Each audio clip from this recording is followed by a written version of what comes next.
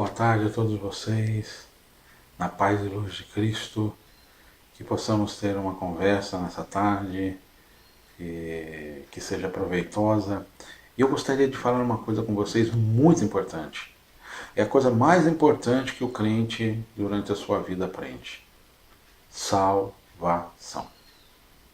Eu acho que você pode estar deixando de ouvir isso nas igrejas, eu acho que você pode estar deixando de ouvir isso nos cultos, em algumas palavras, mas foi para isso que Jesus Cristo veio, para nos reconciliar novamente com Deus, através da sua morte, para nos garantir que também vençamos a morte, possamos ressuscitar como Ele e em glória conviver com o Senhor. Sei que hoje em dia muitos dos nossos problemas são financeiros. A maioria são financeiros. Muitos outros sentimentais. Esses problemas realmente nos perturbam. Esses problemas realmente povoam nossas mentes. Porque necessitamos comer, necessitamos morar, necessitamos beber, nós necessitamos muitas coisas fisiologicamente. Sentimento também é uma delas. Necessitamos de estar juntos, necessitamos de estar bem, necessitamos de estar com alguém. Agora, o estranho é que eu acho que essa importância, vista aquilo que é oferecido de forma eternal e duradoura, quer dizer, para sempre, possa tomar lugar dessas coisas, que são, claro, necessárias, mas são segundo plano. Porque o crente se batiza, serve a Deus para que seja salvo, para que tenha uma vida eterna. E esse caminhar dessa vida eterna independe se aqui vamos morar numa mansão, num triplex ou numa casinha simples de sapê. Independe se o nosso prato favorito é caviar ou é sardinha. Independe se comermos brioche ou pão. A salvação é a única direção que a nossa vida tem que tomar, o rumo a ser seguido, para que a nossa preocupação esteja nas coisas vindouras. Porque, claro, procurai a justiça e o reino de Deus, todas as outras coisas vos serão acrescentadas. E cada um é acrescentado conforme a sua porção, conforme a sua medida.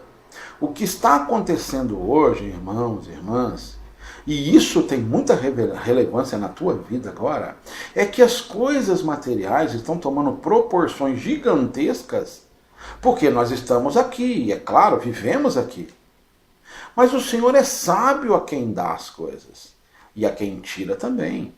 Eu vou contar um caso para você que um diácono me falou, e isso é verdadeiro, te levo aqui em Jaú, eu estou falando, que ele, por preocupação tão grande com um irmão que vinha de bicicleta de um sítio longe, distante, acho que uns 6 quilômetros de Jaú, e vinha todos os cultos que tinha, 2, 3 vezes por semana, os irmãos se compadeceram, resolveram dar um fusquinha para ele. Acho que muitos aqui sabem essa história.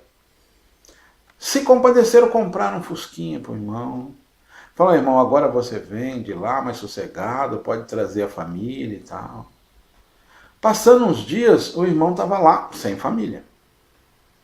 Passando um mês, 2 meses, chegou a notícia que o irmão tinha pecado com uma irmã dentro daquele Fusca. Então, irmãos, e isso é verdadeira, essa história. Pode entrar no meu Face que eu conto mais detalhes. E então Deus é sábio. Deus sabe o que pode dar. Deus sabe o que não pode dar. A nossa preocupação com a salvação não pode ser diminuída porque se nós estamos comendo o arroz A ou B. Se a tua condição é para ter o arroz B, você come o arroz B. Se a condição do irmão é para ter o arroz C, ele come o arroz C. E se o outro irmão come o arroz A, para que invejarmos o irmão que come o arroz A? Ele está dentro da porção dele, isso é uma coisa com Deus. No nosso meio, cada vez mais, eu estou vendo gente preocupada com roupa, com sapato, com isso, com carro, com casas. E a salvação? Estão pregando um evangelho mentiroso de que não precisamos fazer mais nada, porque já garantimos tudo. Isso é mentira, irmãos. Isso é mentira. Vamos estudar, nós vamos falando aqui sobre isso também, porque Deus me despertou para falar isso. Nós temos condições, nós temos que santificar, nós temos que levar nossas cruzes, como o Senhor falou. Vocês lembram daqueles que o Senhor chegou para eles e falou assim: olha, Senhor, e o Senhor estava falando, eu profetizei em teu nome, eu curei em teu nome, fiz maravilhas em teu nome. E Jesus virou para eles e falou: mas eu vos não conheço. Não vos conheço. Sabe por quê, irmãos? Porque o pecado cobriu aqueles irmãos. O pecado cobriu aquelas irmãs. Jesus já não poderia mais vê-los de tantos pecados. E o pecado original a qual o Senhor veio nos liberar da cruz não é motivo para continuarmos pecando, irmão. Eu quero ver alguém me provar isso dentro da palavra. O Senhor veio perdoar o pecado que nos separava de Deus. O pecado de Adão. Esse pecado. O salário do pecado é a morte. Então nós não podemos continuar pecando ou virar como certos aí religiosos que dizem que ali está escrito que perdoou 77 vezes 7. Isso é para perdoar os agravos que nos fazem. Não são os pecados.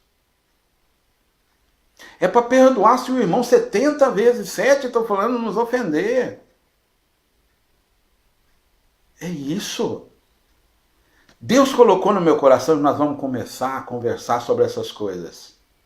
Vou começar a explicar aquilo, às vezes estou falando que as pessoas calaram-se, com medo de perder dízimo, com medo de perder irmãos, com medo de fechar a igreja, igrejinhas que são abertas por famílias, para sustentarem famílias, não é mais para trazer as ovelhas, não é para cuidar de ovelhas, são botecos espirituais que nem conhecem a palavra de Deus, ensinando mentira, fazendo tropeçar no evangelho. Irmão, a coisa mais importante, irmã, da tua vida, em nome de Deus, é a salvação. A viva esperança da salvação. Nós temos que manter essa chama viva. É isso que nos leva, é isso que nos move. Morar com Deus, ser parte daqueles que estão louvando em glória.